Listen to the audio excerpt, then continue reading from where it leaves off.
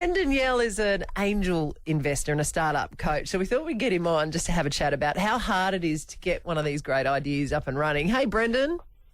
Hey, Ali. Hey, Max. Thanks for having me on. Mate, can you tell us, we both sort of want to be Rich. like billionaires. It'd be nice, but we take, millionaires. What are some tips you've got for us that are going to push us into this space?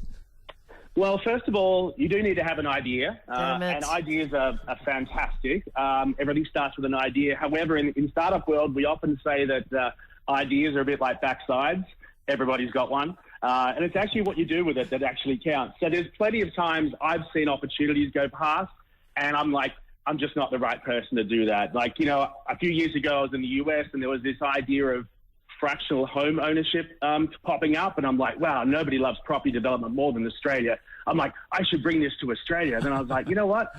I have no background in finance and have no real estate background. I will let someone else do this idea. So often after the idea, the first thing you got to figure out is, are you the right person to do this?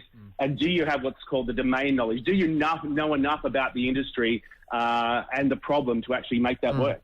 So, Brendan, what are some of the stories? Because this is the bit that I love. Like Oodies, for example, Yes. being invented and run by a guy here in South Australia. I love those stories of the people behind the big things that we think about and use all the time.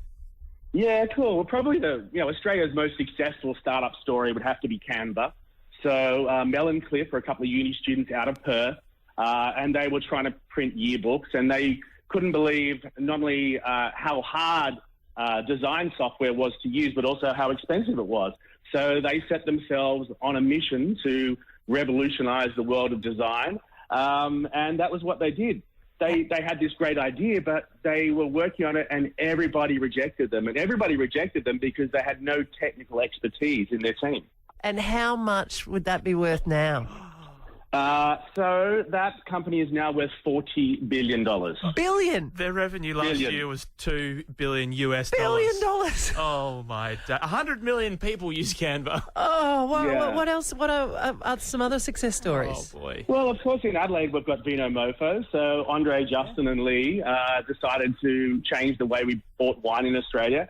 And one of the great things about Vino Mofo is when you look at the founding team. So Andre was a marketer. He was running like a design agency, marketing agency for wine companies. Justin had a degree in wine from Roseworthy. And Lee was a wine buyer for one of the big chains. So if you look at the team there, you've got kind of marketing, you've got knowledge, and you've got sales. All there. And, Vino Mofo has been a great Adelaide success story. Oh, man. Well, I've got an idea, Brendan. It's a car periscope. We can talk about this offline, all right? See? So you can see above the four-wheel drive in front of you about what's coming up. Brendan, I think it's a good idea, Brendan, don't you think? Don't engage, Brendan. Don't engage. I will, they often call a startup's first investors family, friends and fools. I certainly fit into the fool category, being a sort of full-time angel investor now. But look, one of the other apps that I think is a great success story, you've probably heard of the language app Duolingo. Oh, all Love the it. kids are on I it. love Duolingo. So Duolingo, I was lucky enough, I was overseas, I got to spend some time with the founder, Louis. Now, Louis is from Guatemala. Guatemala is a very poor country. It's often called Mexico's Mexico. But Louis, he sold a small app to Google, and he thought, I need to help out the people of Guatemala. And he was going to run like online education courses. And then he figured out that actually the best way to help people out of poverty was if they could learn English, and either they could get a better job or they could get a better education. And that is how Duolingo started. And he is, it's a massive success story. Millions of people have improved their lives and learnt new languages while having fun. And he has made more than the GDP of Guatemala, clearly. I'm guessing he probably has, but he's a lovely guy. And if anyone's interested, there's an amazing TED Talk. So just look up Duolingo TED Talk. Louis Von Arn is his name. An amazing, amazing story. Brendan, well, thank you for joining us. And you're actually going to be speaking at Adelaide South Start Innovation Festival in the first week of March. So go and find out more details about Brendan and all the other speakers at southstart.com. So thank you so much. Cool. Great to be on. I'll hopefully talk to you guys again. No worries. See you, mate.